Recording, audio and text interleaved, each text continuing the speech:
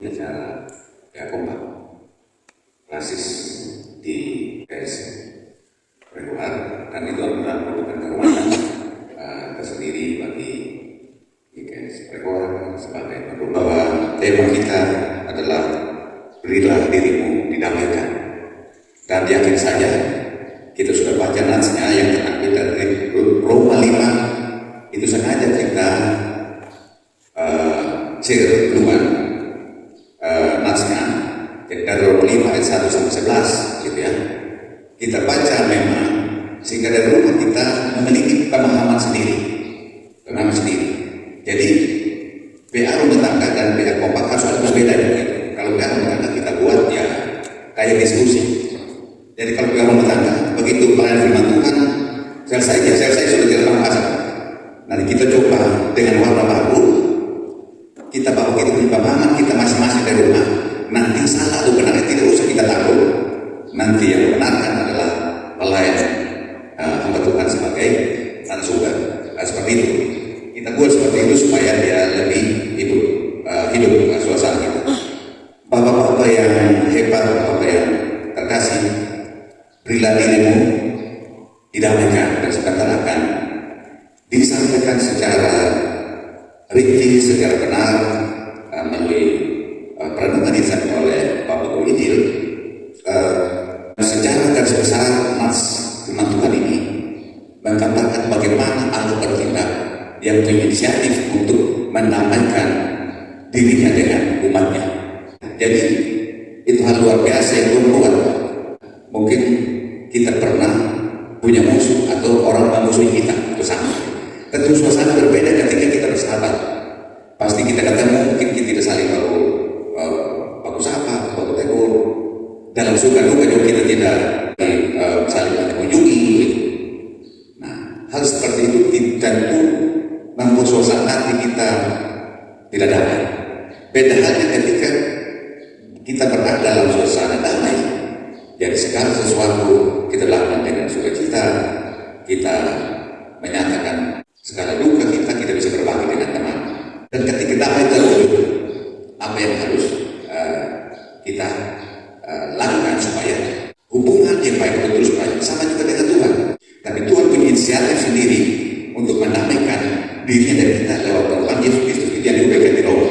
Nah, terus apa buktinya bahwa kita benar-benar merasa diperdamaikan?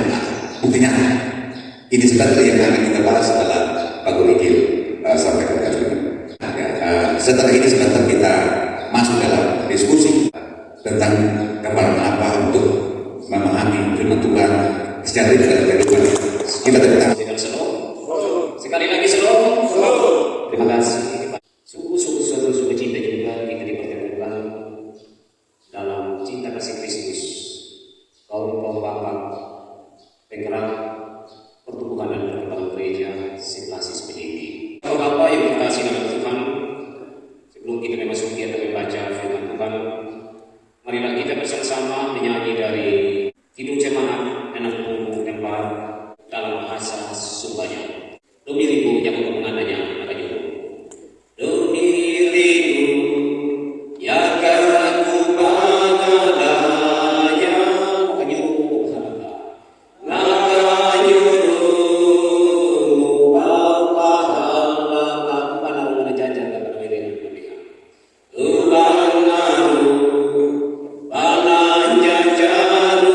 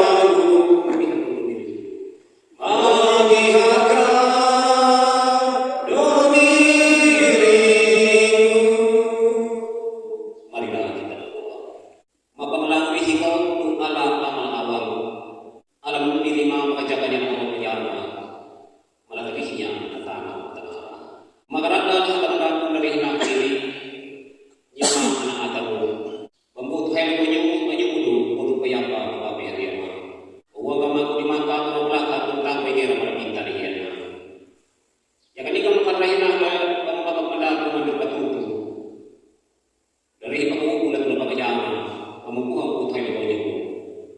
Diyan ang pulimata ang inyong diri. Parihin ko na ba na rupunan kami itin mo, upang kumita niya, laro kami itin mo, upang umiti ka mga pagulapat o tapigyan ng kita niya. Na umiripuhan mo yung pulong yan ang tulin-tulin ng uliman-ulong. Pati hindi man umiri, mata ka ng pulong ng ato, pinilipiti ng anak ng mga kapanahan. Pati kung alam niya na kanila, magkana ka tayong batawan. Pati kung hindi man ibaray mo, kawamalapin ang tulin ng mga kapanahan. Pataka niya umiri, pinilipiti mo, buhat mo yung pulong yan. Mapalata niya na kamayang kailan na tao na nakakabihan, na mirima iin barito, na puno ko bayan ka, kapapa, masariyan. Amin. Roma 5, ayat 1 sampai ayat yang ke-11. Kita akan membaca firman Tuhan ini secara berbalas-balasan. Saya akan membacakan ayat yang ganjil, Bapak-bapak semua akan membaca ayat yang ke-6. Firman Tuhan berkata demikian, hasil kebenaran. Sebab itu kita dibenarkan karena iman dan hidup dalam damai sejahtera dengan Allah oleh karena Tuhan kita Yesus Kristus. Oleh Dia kita juga berpercaya masuk orang iman kepada kasih karunia. Di dalam kasih karunia kita berbicara dan bukan hanya itu, kita malah merdeka juga dalam kesengsaraan kita. Karena kita tahu bahwa kesengsaraan itu menimbulkan ketekunan. dan juga menimbulkan uji dan uji menimbulkan pengharapan. Dan pengharapan kita tidak mengecewakan. Karena kasih Allah telah dicurahkan di dalam hati kita oleh Roh Kudus yang telah dikaruniakan kepada kita. Karena waktu kita masih sama, Kristus telah mati untuk kita pada waktu yang ditentukan oleh Allah. Sebab tidak mudah seorang mau mati untuk orang benar. Tetapi mungkin untuk orang yang baik ada orang yang berani mati. Akan tetapi Allah memberikan kasih-Nya kepada kita. Oleh karena Kristus telah mati untuk kita ketika kita masih berdosa. Lebih-lebih karena kita sekarang telah dibenarkan oleh darahnya, kita pasti akan diselamatkan dari murka Allah. Sebab kita sama sesuatu diperdayakan dengan Allah dan anak Lebih-lebih kita yang sekarang pasti akan diselamatkan oleh Dia. Dan bukan hanya itu saja, kita malah merdeka dalam Allah oleh Yesus Kristus Tuhan kita. Sebab oleh Dia kita telah menerima pendamaian itu. Jadi dialah Bapak-bapak yang terkasih, sahabat Tuhan yang akan menjadi perenungan kita pada saat ini. Tentunya yang dikatakan berbahagia adalah setiap orang yang membaca, merenungkan dan melakukan firman Tuhan itu dalam hari-hari hidupnya. Tema yang diberikan oleh pengurus kompak sungguh menggugah nurani kita untuk mengkaji lebih jauh dan lebih dalam dengan nama perintis kita. Berilah dirimu didamaikan. Kekasih-kasih Tuhan tentunya berdamai atau kata damai itu sendiri adalah sebuah kata yang sudah seringkali dibicarakan ketika kita diperhadapkan pada sebuah konflik. Apakah konflik dalam rumah tangga, di lingkungan atau di mana kita berada. Biasanya di dalam konflik tersebut kita selalu berbicara di manakah perdamaian itu, atau siapakah yang akan mendamaikan, atau ada persoalan apa sehingga terjadi konflik. Lalu dengan berbagai macam analisa kita mencari jalan keluar untuk kita berada pada sebuah titik damai. Sehingga dengan demikian bahwa kata damai itu sendiri adalah merupakan sesuatu hal yang sangat penting dan sangat mendasar untuk menciptakan kasih dalam ruang kebersamaan kita. Kasih yang dinyatakan oleh Allah itu tidak akan terwujud kalau tidak ada damai. Menariknya Bapak-bapak yang terkasih dalam kepada kita Yesus Kristus, bahwa ketika kita berbicara tentang damai di dalam Roma pasal 5 ayat 1 sampai 11 di sini, ia berbicara tentang sesuatu hal yang menghambat dan menghalangi kita untuk bersekutu dengan Allah Bapa di surga. Ada sebuah persoalan, ada sebuah permasalahan yang membuat manusia ini terputus hubungan dengan Allah. Ada sebuah konflik iman. Sehingga di dalam konflik iman tersebut tentunya dibutuhkan damai. Karena tentunya setiap orang yang percaya mendamaikan sebuah kehidupan yang tenang dan kehidupan yang kekal. Bagaimana kita mampu menemukan kehidupan yang kekal? Bagaimana kita mampu merasakan penderitaan Allah di atas bumi ini, bila mana kita tidak bisa bersekutu atau bersatu dengan Sang Pencipta. Itulah sebabnya jika di dalam bacaan kita pada saat ini membawa kita di dalam sebuah perenungan tentang orang-orang yang percaya kepada Allah harus memiliki iman. Karena dengan iman kepada Allah itulah kita mampu dipersekutukan sehingga kita memiliki damai sejahtera dan kepastian akan pengharapan akan hidup yang benar. Tentunya kasih Allah itu dicurahkan melalui pekerjaan Roh Kudus. Namun cara kerja Roh Kudus bukan sebuah cara kerja yang dilakukan oleh manusia. Seperti ketika kita melihat hidup ini bahwa ketika Roh Kudus bekerja bahwa semuanya baik-baik saja. Namun yang menariknya bahwa justru di dalam bacaan kita di sini kita melihat ada satu kata yang mungkin kita tidak kehendaki, yaitu kesengsaraan. Bahwa Tuhan memakai kesengsaraan itu sebagai salah satu bentuk pemberontakan untuk melahirkan pribadi-pribadi beriman yang kuat, yang teguh, dan yang tahan uji. Itulah yang disebut sebagai generasi surga. Generasi kokoh, generasi tangguh, yang tidak gampang berkata tidak atas persoalan itu, namun dengan keinginan yang teguh, dia melangkah maju tanpa mempertimbangkan apakah ia harus melewati kobaran api, apakah ia harus melewati semak-semak berkumpul. Ia terus maju. Karena memang perjalanan kita sebagai orang beriman itu adalah sebuah perjalanan umum. Kita berjalan maju untuk menjadi umat yang lebih daripada penenang. Kata lebih daripada penenang ini menunjukkan bahwa orang-orang beriman adalah orang-orang yang tidak terkalahkan. Jiwanya tidak pernah terkalahkan. Sekalipun kesukaan dan penderitaan itu menerpa kehidupan. Ia tidak menjadikan penderitaan itu sebagai sebuah alasan untuk tidak melangkah maju. Tetapi ia menjadikan penderitaan itu sebagai batu loncatan untuk semakin bertumbuh dan berkembang dalam hidup ini. Yang tentunya dalam tantangan-tantangan kehidupan kita sebagai orang-orang yang gereja. Tantangan-tantangan selalu kita temui dalam hidup ini. Bahkan seringkali kita bertanya, kenapa setiap hari saya mendekatkan diri kepada Tuhan sungguh-sungguh, tetapi cobaan itu justru lebih banyak yang datang. Kenapa kesukaran itu selalu datang ketika saya bersungguh-sungguh mendekatkan diri kepada Tuhan?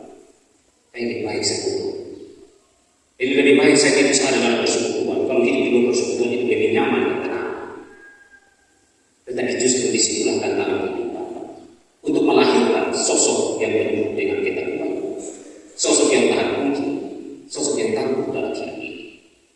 Berarti kita harus berdiri dalam iman dan keyakinan yang teguh kepada Yesus Kristus. Berpegang dalam kesukaran dan dalam kesukaran tidak akan berarti menghilangkan kasih Allah, tetapi justru di dalam kesukaran itu iman kita teruji. Bapak-bapak yang terkasih di dalam Tuhan kita Yesus Kristus, berdamai dengan Allah memang syarat dengan konsekuensinya. Dibutuhkan Tuhan. Sebagaimana yang ditunjukkan oleh Yesus Kristus itu sendiri. Ia berkorban. Asalkan umat yang percaya kepadanya mau berdamai dengan Allah. Kalau Yesus Kristus saja rela mati untuk manusia yang berdosa. Ia hadir untuk sebagai sosok pendamai yang membangun rekonsiliasi antara yang manusia yang berdosa dengan Allah, menjadikan dirinya sebagai jembatan yang mengantar kita kepada sebuah kehidupan yang baru. Kalau memang demikian berarti bukti nyata kasih Allah sudah nyata dalam diri Yesus Kristus. Sehingga dengan demikian setiap orang yang mau berdamai dengan Allah dan mau berdamai dengan sesamanya serta berdamai dengan dirinya sendiri. Yang paling pertama adalah bagaimana dia mampu untuk menunjukkan iman dan kepercayaannya kepada Yesus Kristus sebagai Tuhan dan Juru Selamat. Menempatkan Yesus sebagai yang utama dalam hidupnya, itulah yang membuat kita kuat dan teguh di dalam menghadapi berbagai macam kesukaran. Bahwa ketika kita menempatkan Yesus di dalam kehidupan kita, maka kita memiliki kekuatan untuk melawan tiga musuh utama kita dalam hidup ini. Tiga musuh utama yang membuat kita terpuruk dalam ketidakpercayaan. Tiga musuh utama yang membuat mata iman kita kabur untuk melihat masa depan yang cerah. Musuh iman kita adalah dosa, iblis dan kematian. Apakah yang kejadian di hubungan dengan teknologi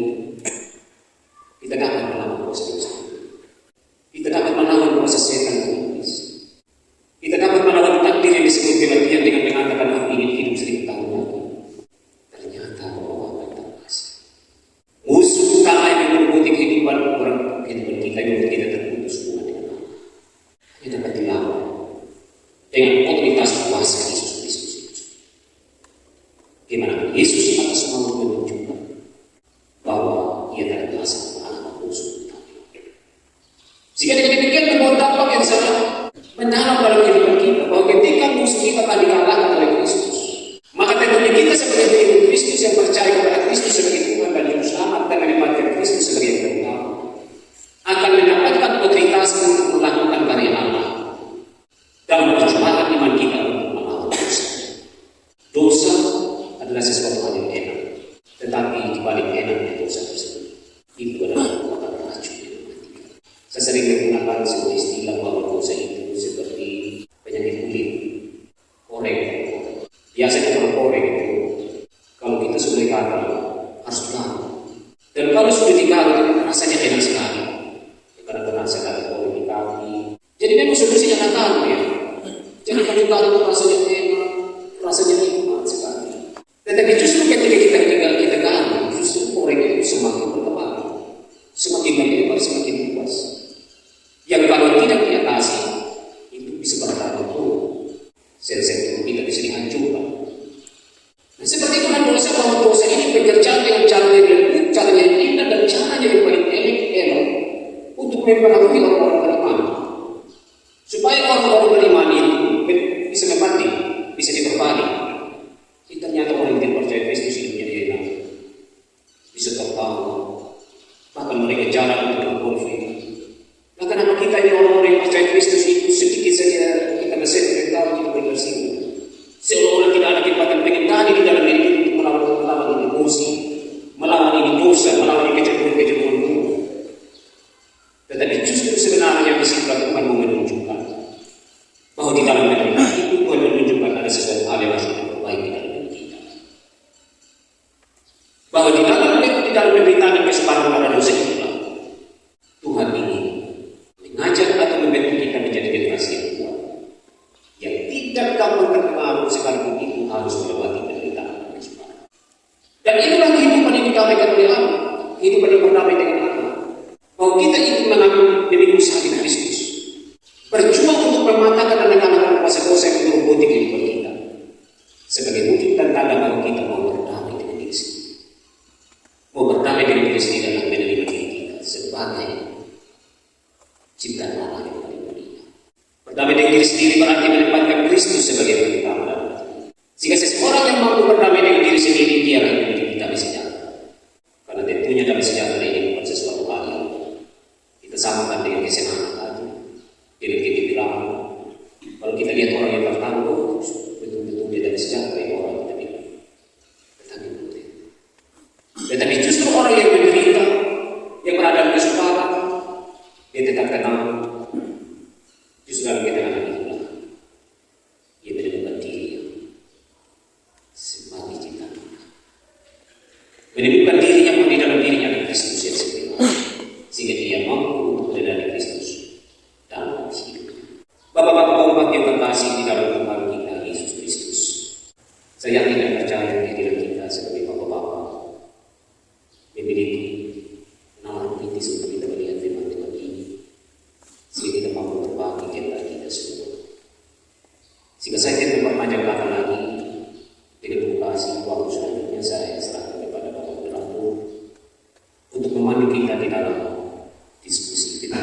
Setelah kita diperdamaikan, tapi sekarang kita adalah sahabat Allah, adalah anak-anak Allah.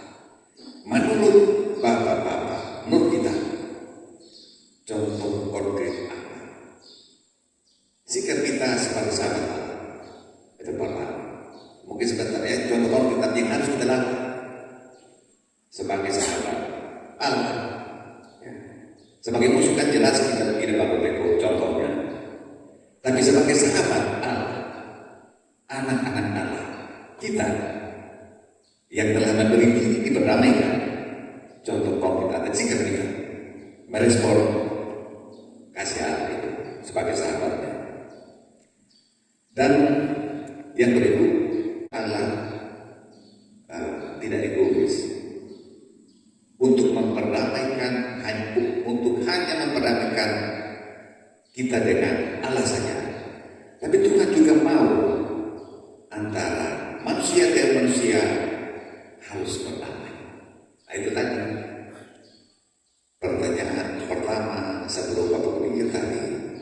Mungkin kita pernah berselisih, dan apa saja pengalaman kita yang kita lakukan untuk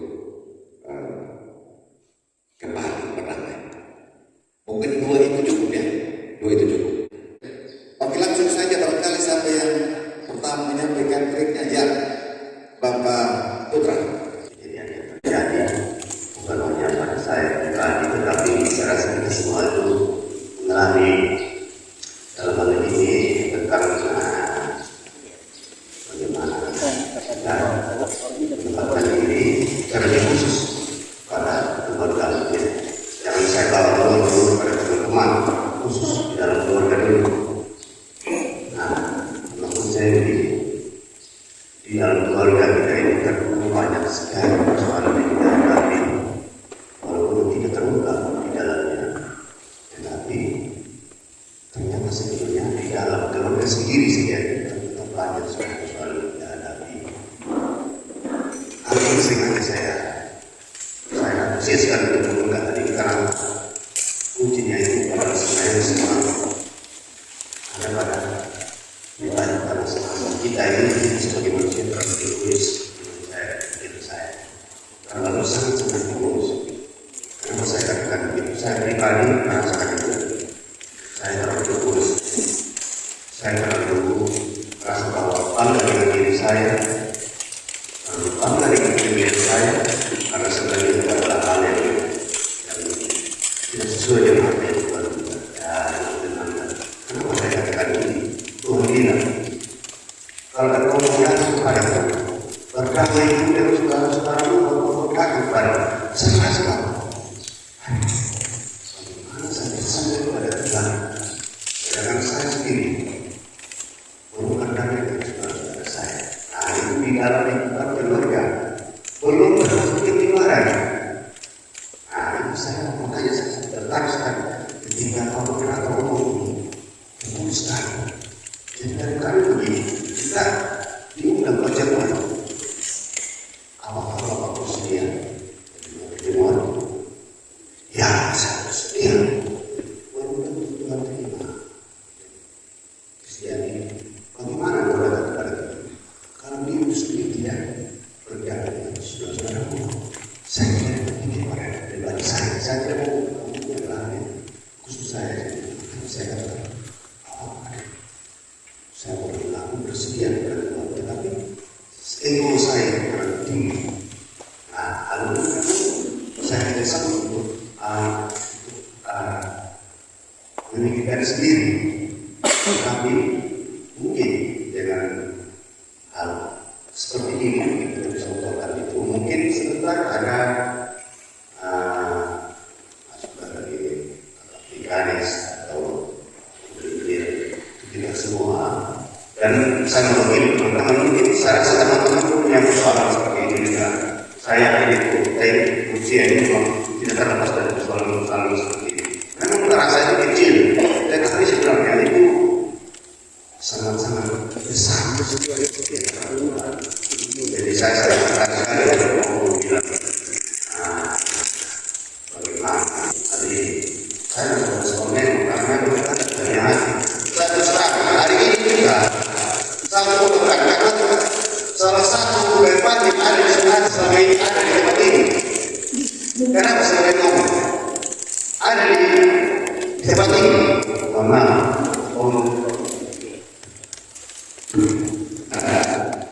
ya puji Tuhan, kita tepuk tangan yang dengan saudara kekasih kita. Terima kasih. saya katakan ini karena saya sempat miskomunikasi. Ternyata masih ada satu hal yang saya lupakan. Ini saya harus menceritakan. Seperti itu. Karena hari pertama dengan jiwa besar saya katakan saya ini memang terasa kecil dan kita bayangkan, tetapi sebenarnya itu ketika dalam hal seperti ini kita yang merasa diri bahwa dengan percaya diri kita kepada Tuhan, ternyata ada hal-hal yang kecil yang kita tidak pernah anggap.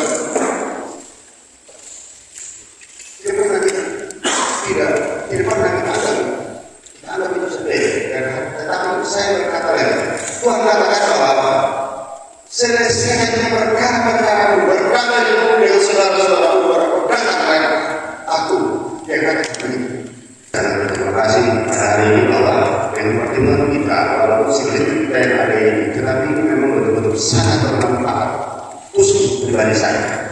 Dan puji Tuhan untuk segala hal yang terjadi hari ini. Baik, terima kasih Bapak Tuhan. Kita tepuk tangan untuk Tuhan ini adalah Bapak hebat, dan itu caranya Bapak Putra memiliki cara sendiri menyelesaikan perselisihannya. Tentu saja kita semua pasti memiliki cara tersendiri. Tapi mohon maaf, tidak berarti apa yang menjadi pokok perselisihan diungkapkan efekasinya. Kita perlu berselisih, tetapi caranya ini mungkin namanya kita berbagi mungkin saja ada di antara kita yang berselisih tapi tidak tahu caranya. Mungkin lewat berbagi pengalaman tadi kita saling belajar. Harus begitu kita sebagai bapak. Oke, kita lanjut. Halo, nama saya Iwan, saya dari GKS Prewara. Memang betul tadi apa yang dikatakan oleh kakak saya Jan. Ketika dia baru cerita, air mata saya jatuh setengah. Kenapa saya tidak jatuh semua? Karena kakak sudah berdamai dengannya. Tetapi saya 2 kali Natal kemarin, saya orang banyak tahu, paling takut mungkin kalau zamannya saya. Ini minta maaf saja, mungkin saya punya beberapa. 2 kali saya itu akan kita tidak bisa mengambil keputusan di situ. Tapi saya tadi mulai saya sampai mata jatuh sedikit karena objek yang kami sudah berdamai. Tapi saya apalah saya dengan saya 2 kali saya ke rumah, dia ada, saya pergi, dia masuk di dalam. Kecil saya punya hati, tetapi karena sebagai satu keyakinan dari saya punya hati, Tuhan Yesus bilang 77 kali mengampuni. Itu kita hanya baru 2 kali, kenapa sudah menyerah? Tapi saya juga minta buat dari Bapak Guru semua tadi biar kasih masukan, karena sebagai manusia karena kita terbatas, kita berpikir yang egonya kita sendiri. Saya 2 kali minta berdamai dengan kakak saya, tapi sampai sekarang kita hanya berlihat saja. Dan yang kedua juga ada sukacita yang saya rasa. Tadi saya berbisik dengan saudara saya Bapak Buyong di belakang saya mengkadah tadi. Ini pertanyaan kedua dari yang perselisihan. Terkadang perselisihan yang sempurna itu Tuhan sendiri yang bisa mengubah kita punya permasalahan menjadi sukacita, jadi damai. Saya ada di tempat ini. Yang pertama, kami pernah selisih pendapat. Ada ketua ini Pegawai Kasih Bapak saya, kalau dia saudara saya. Kami lagi nongkrong, biasa kita nongkrong. Ketika kita saling telepon, kesalahpahaman di dalam isi kasar dengan cacian makian, saya marah di situ. Saya marah sekali. Saya langsung bilang, kalau tidak dapat saya cari dia. Pada teman nongkrong, tapi ternyata cara Tuhan itu dibuat dengan caranya Tuhan terkadang sakit atau kita lihat kayak kasar. Saya sudah sakit hati itu. Sakit hati sampai memukul. Kalau saudara saya bilang tidak telepon saudara, tempat saya pergi. Tapi puji Tuhan, ternyata ada caranya Tuhan yang mendamaikan kita lewat apa yang kami alami itu. Ternyata kita ada saat ini. Dia sebagai pemain musikalnya, saya sebagai gitar. Di situ saya membuka Tuhan membuka pola pikir saya. Ada juga tadi dari Bapak Dirjen yang saya mau bilang. Ada 2 cara, yaitu cara iblis dan cara Tuhan. Ternyata cara iblis betul. Bapak Dirjen bilang tadi sama seperti korek. Kalau dia gagal, kita taruh enak, tapi menghancurkan. Tetapi cara Tuhan berbeda. Dia buat kita paling sakit, ujung-ujungnya sukacita. Jadi saya bersyukur ada di tempat ini. Kami juga tadi baru bertanya dengan saudara yang saya bersalah, konflik ini. Dia tanya, saya kau datang sih? Sebenarnya saya pengen datang, tapi saya baru ada saja. Tapi puji Tuhan, semua cara Tuhan. Ternyata masalah itu yang sempurna datang dari Tuhan.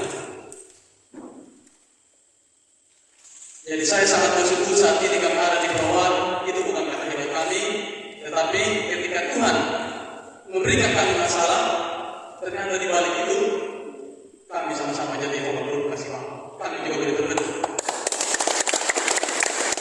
Dan yang satu pukul juga kita membawa ini, ternyata kita ada juga saat ini sama-sama di Roma. Dan itu luar biasa cara itu. Jadi mungkin kalau saya kasar Bapak Luhut, saya juga minta maaf lewat kesempatan ini. Dan satu hal lagi, saya mungkin sebagai dibilang bapak-bapak, yang tadi saya sudah berkeluarga dibilang bapak, tapi saya juga mungkin dari semua bapak di sini saya sebagai anak. Salam hormat dari kami, untuk kami juga sebagai bapak-bapak milenial untuk kami terus, karena di luar sana banyak bapak-bapak yang kami kasih dukungan kami juga dengan cara firman Tuhan dalam biar kami juga bisa mengajak mereka bersama-sama dengan misi kongregasi. Mungkin dari itu saja kesempatan ini saya mengucapkan terima kasih dan salam. Buat kita semua.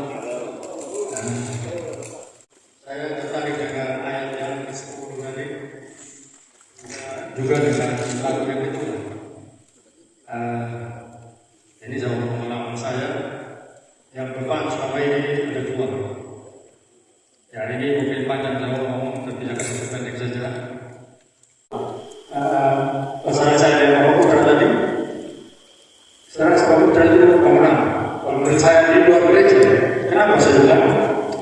Saya disana dengan Bapak Putra itu, yang kebetulan saya, ya istilahnya mungkin masalah internet saja, masalah saya kan RT. Yang kebetulan juga Bapak Putra, bahkan kan dengan saya juga, jadi ya mungkin itu karena sakit hati. Jadi kadang saya dia terserah waktu Natal di sini itu antara dua saya pergi tidak kan kita saya lihat orang saya karena memang bukan masalah yang besar sebenarnya, tapi saya ingin untuk apa kita kan susah.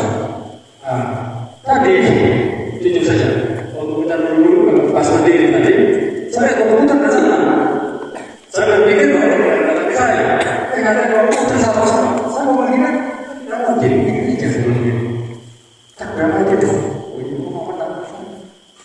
Rasa yang macam itu coba waktu itu tidak salah dulu sama-sama kita dari masing-masing.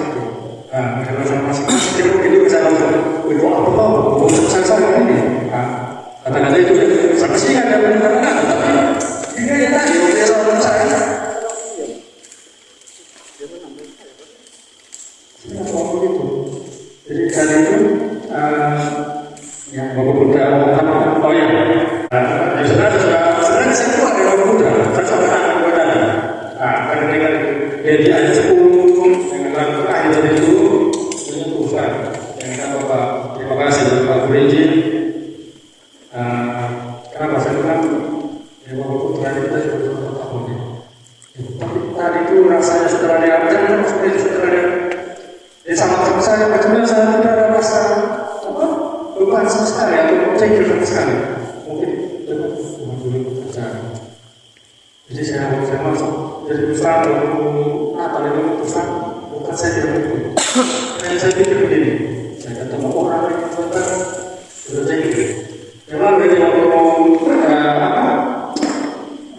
masih saya sudah pikir sudah ada waktu yang lalu kalau saya jadi putra jadi diserahkan langsung saya walaupun jadi egonya tidak kalau saya mungkin saya tidak mampu mungkin saya tidak mampu seperti Bapak mungkin ini sudah pengalaman saya dan kedua yang saya minta itu masalah yang pertama tadi bagaimana supaya saya bisa maksudnya saya bisa melukai dia jadi hanya gara-gara mungkin bagaimana supaya saya jadi yang masih kuat dari semuanya. Terima kasih luar biasa malam hari ini memberi diri untuk diperdamaikan. Masuk yang masuk, saya coba belajar dari malam dan masuk pada saat ini saya langsung temukan memang dia punya aplikasi dari tema yang disebutkan oleh Bapak Luigi. Pernyataan dari pernyataan iman dari kakak Bapak Putra, dari Adik Iwan dan kakak tadi terakhir. Ini sebenarnya aplikasi dari tema. Tema kita bilang tadi memberi diri untuk diperdamaikan. Ini artinya tindakan secara sukarela dari kita manusia berdosa untuk menerima perdamaian yang Allah sudah lakukan melalui kematian dari Yesus Kristus. Ini arti dari tema yang disodorkan kalau kita mau lihat.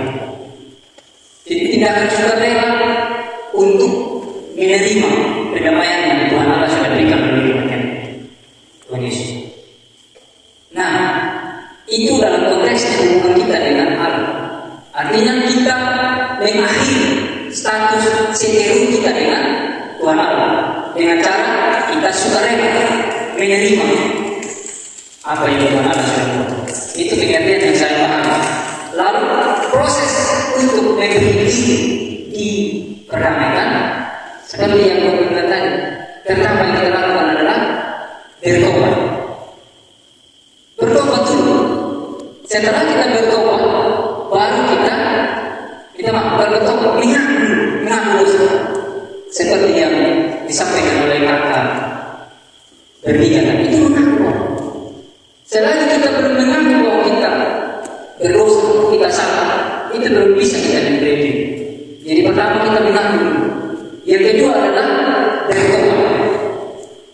Bertobat tapi ini sudah pada sikap kita dalam tindakan kita. Dan yang terakhir adalah hidup berkelakuan baik sesuai dengan sebagai bukti bahwa kita telah diperdamaikan. Nah itu dalam konteks kita dengan Tuhan. Dalam konteks kita sebagai sesama manusia, saya pikir tidak beda. Tadi kalau tidak rela meninggalkan atau mengurungkan ego, siapa yang bilang terjadi perdamaian di sini? Kakak bilang tadi sudah begitu lama. Tadi orang bilang begitu lama. Kalau kita tidak mempunyai sikap rela untuk meninggalkan atau mengakhiri status seteru kita dengan sesama, maka tidak mungkin akan terjadi seperti yang tadi. Jadi saya pikir luar biasa tema ini bisa pesan pada malam hari ini terjadi perdamaian sejati di sini. Sama-sama. Saya pikir apa yang dialami oleh komputer semua kita pernah alami. Saya berpikir mungkin apa yang kita lakukan itu bisa menyakiti hati teman-teman, hati kawan-kawan. Kita tidak perlu berpikir itu. Tetapi seiring dengan waktu, seiring dengan pergumulan hidup, ternyata memang pilihan kata, pilihan diksi dalam kita berbicara itu juga penting untuk menjaga. Artinya mana yang perlu kita bicara, kalau tidak ya dengar, lebih bagus dengar. Menjadi pembicara yang baik adalah dia harus dulu mendengar, menjadi pendengar yang baik. Saya pikir itu saja satu pesan saya dapat di episode. Besi itu dia rusak itu karena karakternya sendiri. Ya, maka kita juga kalau kita bisa rusak, bisa sakit hati itu kan diri kita sendiri, bukan orang lain. Itu saya gambarkan. Puji Tuhan, ini semua ada cara Tuhan, sehingga kejadian luar biasa bisa terjadi pada malam hari ini. Saya kasih kesempatan satu lagi. Yang anaknya lebih lagi kita yang sekarang telah diperdamaikan, pasti akan diselamatkan oleh hidupnya. Nah, yang jadi pertanyaan saya, apakah kematian Tuhan Yesus dari salib untuk mendamaikan kita dengan Tuhan Allah, apakah hanya berlaku untuk orang di zaman yang Tuhan Yesus sampai kepada kita, atau berlaku juga untuk orang sebelum zaman Tuhan Yesus? Nah, kalau berlaku untuk zaman sebelum Tuhan Yesus, bagaimana mereka bisa berdamai tanpa memberi diri? Begitu. Karena kita tahu upah dosa adalah maut. Tidak ada orang yang bisa selamat dengan berbuat baik. Otomatis semua manusia sebelum zaman Tuhan Yesus belum ditebus. Apakah mereka semua tidak berdamai dengan Allah dan tidak masuk ke kerajaan surga, atau bagaimana? Sekian. Kalau kesempatan sore hari ini kita mendapatkan banyak hal ya terkait dengan perlindungan kita bersama. Saya teringat bahwa apa yang terjadi malam hari ini menghantar ingatan saya kepada yang lalu, BBC. Lain hari ini kembali di sini, sukacita ada. Satu hal yang mengganggu saya tadi dari penyampaian waktu Injil ada disebutkan takdir. Saya tidak tahu apa makna bagi kita kata takdir itu, karena setahu saya bagi kita orang Kristen hanya kasih karunia. Takdir bukan pemahaman orang Kristen menurut saya. Itu yang pertama. Baik. Yang kedua, tadi pernyataan yang disampaikan tadi, bagaimana cara untuk memberi diri dijalankan bukti tadi Bapak yang diminta ya, bagaimana bukti dalam kita menyatakan kasih itu sendiri. Salah satunya sudah disampaikan oleh kakak saya dari Periwara tadi, yaitu yang pertama bahwa kita harus menyadari dan mengakui dosa itu sendiri. Bagaimana kita bisa tahu bahwa kita bersalah kalau kita tidak memiliki yang namanya kerendahan hati? Maksudnya adalah bahwa untuk menyatakan itu semua kita perlu untuk memiliki kerendahan hati. Ketika kita ada dalam kerendahan hati, maka pada saat yang sama kita juga dengan menyadari bahwa kita tidak berdaya untuk menyelamatkan diri kita. Kita tidak berdaya untuk berdamai kalau tidak ada kerendahan hati. Ya. Jadi dalam kerendahan hati kita mengakui dan menyadari dosa kita. Untuk hidup sebagai orang yang membawa damai dan berdamai dengan orang lain sulit. Sepakat ya? Karena ada banyak tantangan. Tapi dalam bacaan kita sehari-hari Bapak, kalau kita coba periksa pasal-pasal sebelumnya, di pasal 3 apa yang menjadi dasar diselamatkan? Diselamatkan karena iman. Pasal 4 ini contoh bagaimana iman yang menyelamatkan. Abraham diselamatkan karena iman. Pasal 5 berbicara tentang hasil daripada iman. Sehingga dengan demikian supaya kita dapat memahami bagaimana kronologi karya penyelamatan itu sampai pada hasil, sehingga kita benar-benar menghidupnya. Kita mulai dari awal, runut dengan teliti dan terurut. Dalam pembacaan kita tadi, saya merangkum ada 4 hasil. Yang pertama, hasil kita hidup dalam damai sejahtera dengan Allah. Tadi waktu belum didamaikan, tidak ada hidup damai sejahtera dengan Allah. Tapi ketika Tuhan Yesus berkorban, hasil daripada pengorbanan itu kita hidup dalam damai sejahtera dengan Allah. Artinya Allah tidak jauh dari kita, tapi ternyata Allah hadir untuk kita. Yang kedua, kita beroleh jalan masuk oleh iman kepada kasih karunia, dan di dalam kasih karunia ini kita berdiri. Tadi pintu tertutup, itu jalan terputus. Pengorbanan Tuhan Yesus Kristus kembali membuka jalan. Makanya Yohanes 14 ayat 8, Akulah jalan dan kebenaran dan kehidupan. Tidak seorang pun datang kepada Bapa kalau tidak dengan Bapa. Yesus itulah yang menggambarkan dirinya sebagai jalan sehingga manusia bisa kembali dalam pelukan Bapa. Yang ketiga, sebagai orang yang sudah diselamatkan, hasilnya kita berbeda dalam harapan akan menerima kemuliaan. Waktu manusia belum dinampaikan oleh Bapa, tidak ada langsung dia berbeda untuk kembali menjadi anak. Bagaimana dia berbeda sementara kebinasaan menjadi bagian dari diri? Kebinasaan akan turun di dalam karena tidak ada jalan untuk kembali kepada. Tapi ketika sudah diperdamaikan, hasil kita berbeda dalam harapan akan menerima kemuliaan. Yang keempat, bukan hanya berbeda, kita malah berbeda juga dalam kesengsaraan kita.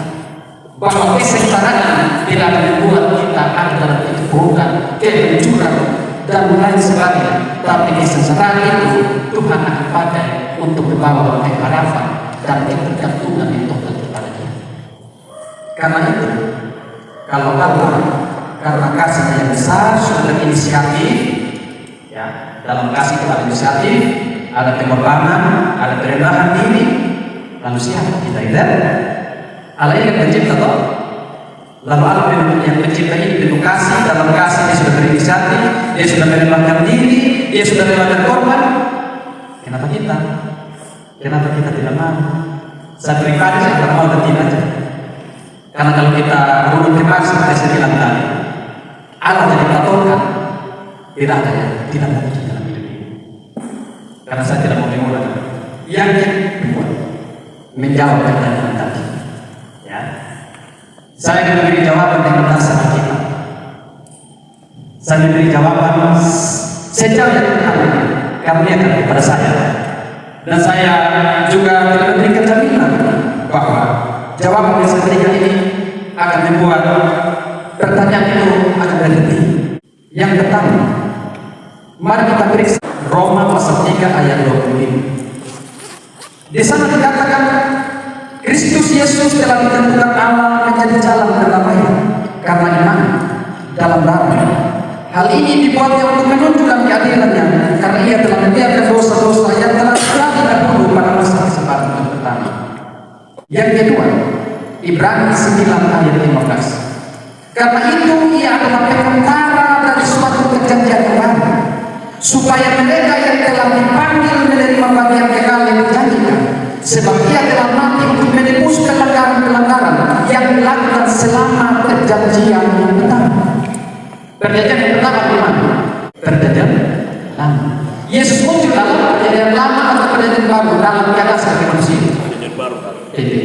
Roma Ibrani pasal 9 ayat 15 memberi jawaban bahwa Yesus yang kematian di atas kayu salib tidak hanya berkorban bagi orang pada masa-masa sampai pada kita saat ini, sampai kita akan kembali dalam dunia sebenarnya, tapi Dia juga berkorban untuk orang-orang dalam perjanjian yang kita. Dasar yang ini, Yesus menggenapi hukum Taurat. Matius 5 ayat 17 sampai 18. Janganlah kamu menyangka bahwa aku datang untuk meninggalkan hukum Taurat atau kitab para nabi. Aku datang untuk meninggalkannya, melainkan untuk menggenapinya. Jadi dalam hukum Taurat itu kita diberitahu bagaimana anak yang merintis mempersiapkan jalan kedatangan Sang Anak yang tunggal. Kalau Yesus hanya mati bagi orang perjanjian baru kita, lalu apa hukum Taurat? Lalu kapan hukum Taurat itu terakhir? Lukas 16 ayat 16 memberi jawaban. Hukum Taurat dan kitab para nabi berlaku sampai kepada zaman Yohanes, dan sejak waktu itu kerajaan Allah diberitakan dan setiap orang menggagahinya dari pun memasuki. Kenapa? Karena Kristus sudah mengenapi hukum Taurat. Dalam hukum Taurat itu berisi perjanjian tentang keselamatan yang baru yang dikerjakan dalam Anak Tunggal Allah yang disebut Yesus Kristus. Ya. Karena itu Bapak-bapak terkasih dalam Tuhan, apalagi kita sebagai orang percaya pada masa sekarang ini, jangan kita pikir, oh masa sekarang ini masa yang gampang-gampang, ya. Mudah-mudah karena keamanan yang kita sudah dijamin oleh negara. Itu kita tidak akan mengalami penganiayaan sebagaimana jemaat yang dulu sebelum kita. Kita yang di DDR, kita yang suka dijamin kita punya kebebasan beragama. Tapi dalam kebebasan itu, Iblis punya 1001 cara membuat kita nyaman dalam keadaan dosa yang sebenarnya menyerang kita secara habis-habisan. Karena itu jangan pernah merasa nyaman dengan keadaan itu. Jangan. Kalau kita nyaman, itu membuat kita melupakan Tuhan. Terima kasih untuk kesempatan, kurang lebihnya. Saudara yang dikasih Tuhan, setelah kita mendengarkan dan membaca buku ini, bahwa itu menjadi harapan kita, ada kasih, ada pengampunan yang dalam bacaan kita, bukti kasih Allah yaitu 6 dan ayat 8 sampai 8 sebagai bukti kasih Allah. Ketika kita mampu untuk melihat tentang kasih Allah dan kita hidup dalam pengharapan untuk menerima kasih Allah, dan kita mengakui segala salah dan dosa kita, dan Allah membenarkan kita. Di situ ada rasa damai dan sukacita dalam hidup kita. Semua kenapa kita memahami seperti itu, bahwa semua kita punya pengalaman yang sama.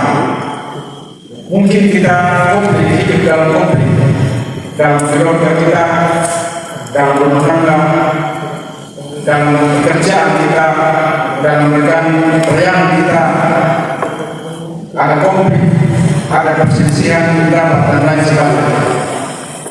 Mari kita melihat itu semua dalam kacamata Tuhan kita, hebat Tuhan yang telah membuktikan kasih, yaitu Yesus yang telah mati karena dosa kita.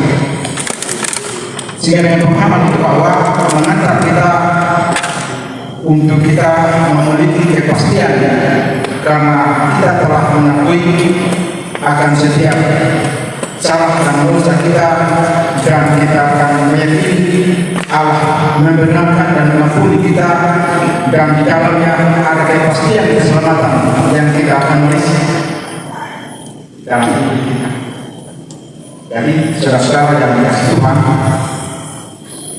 praktek nyata dalam hidup kita, menurut saya bahwa setiap konflik yang kita alami dan kita rasakan dalam hidup kita sangat mulai kembali pada diri kita.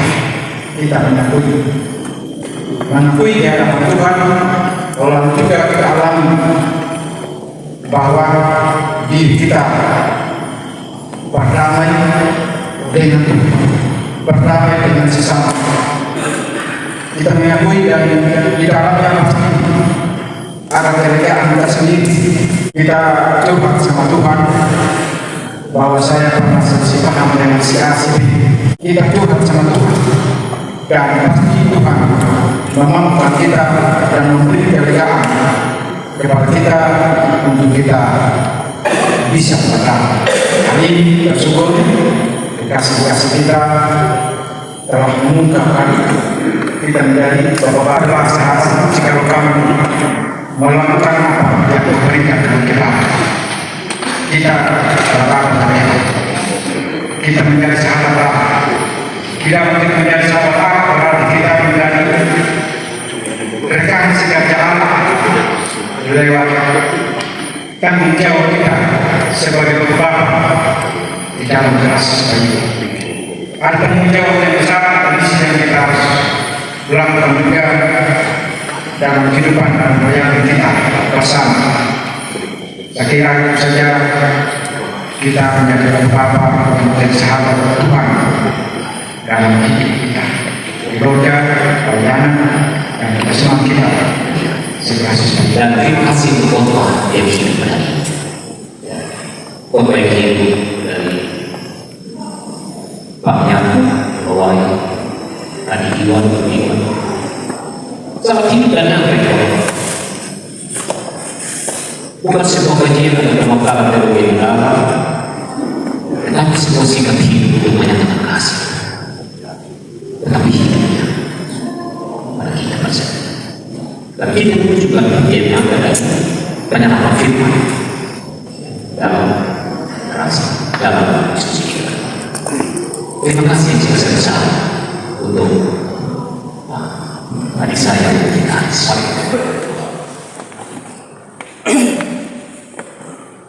Kami bersyukur dan berterima kasih kepada Allah.